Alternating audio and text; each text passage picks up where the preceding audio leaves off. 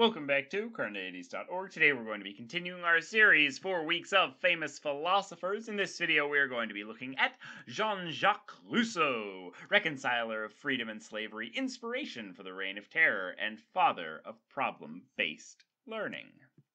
Now, Jean-Jacques Rousseau was an Enlightenment philosopher, composer, and writer who wrote about political systems and education, to name a few.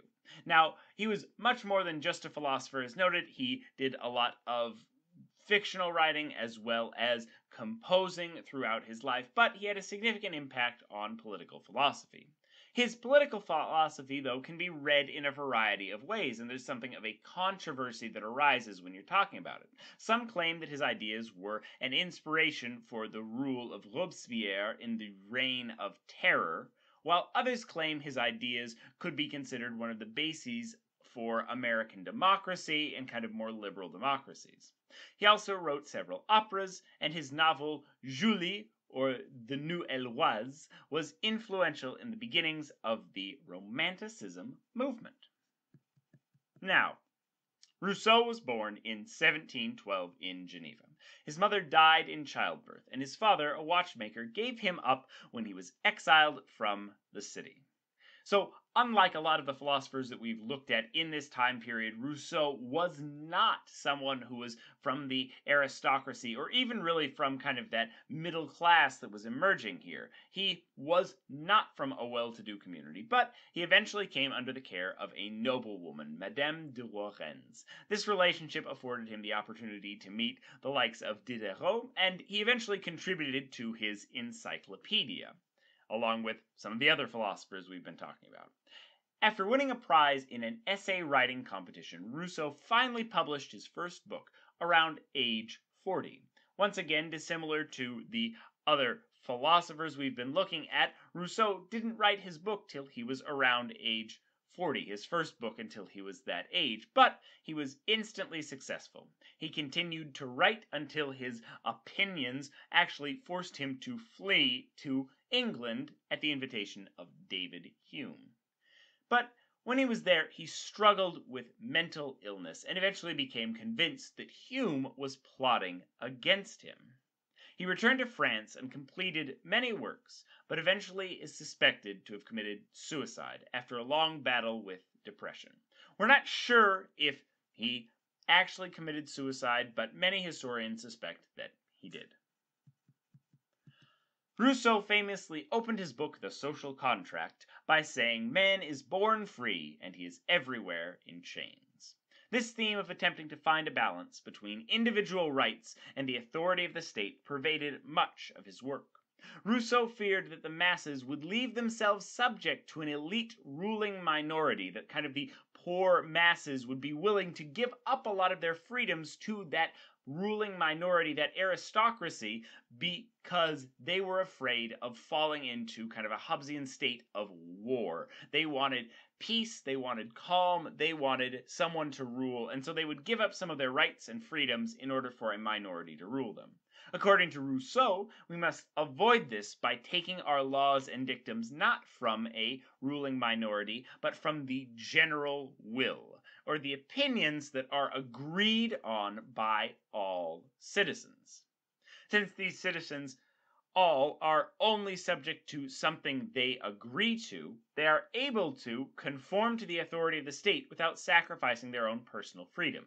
They're no longer giving up their own freedom to someone else, but in fact what they're doing is they're giving up their own freedom to themselves because they've already agreed to those rules and laws. So it doesn't pose the same problems as giving up your freedom to someone else, especially a privileged minority. Now, the problem here is with the exact or specific definition of the general will. Was this the will of the majority of the society, and therefore should inspire the subjugation of the minority by the majority? Let's say you have a majority of people who believe that a certain minority of people is bad and should be exiled or killed. It seems that, based on Rousseau's ideas, that we need to follow through with the general will of society, if by general will we just mean majority opinion. Or maybe it was instead the kind of abstract path that would lead to the good of society, regardless of the opinions of individual citizens. Perhaps that would result in some better effects of Rousseau's theories on the actual societies, but is probably going to be a little bit harder to construct or define. And the application of how to deal with individuals whose will disagreed with the will of society or refused to comply was somewhat dark. According to Rousseau, this means nothing less than that he will be forced to be free.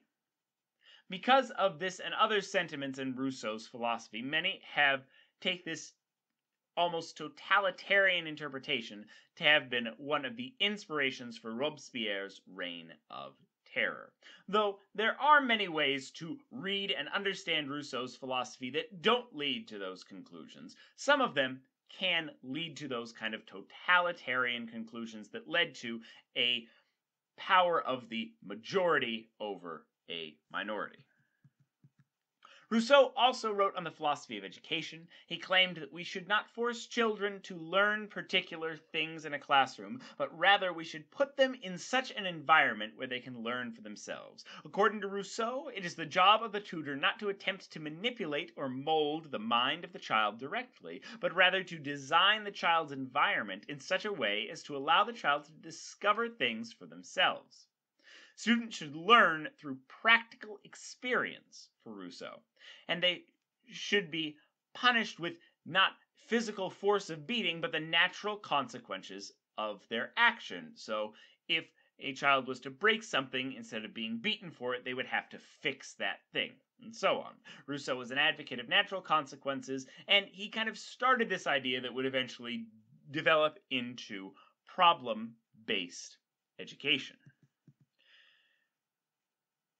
So I give you Jean-Jacques Rousseau, Reconciler of Freedom and Slavery, inspiration for the Reign of Terror, and father of problem-based learning.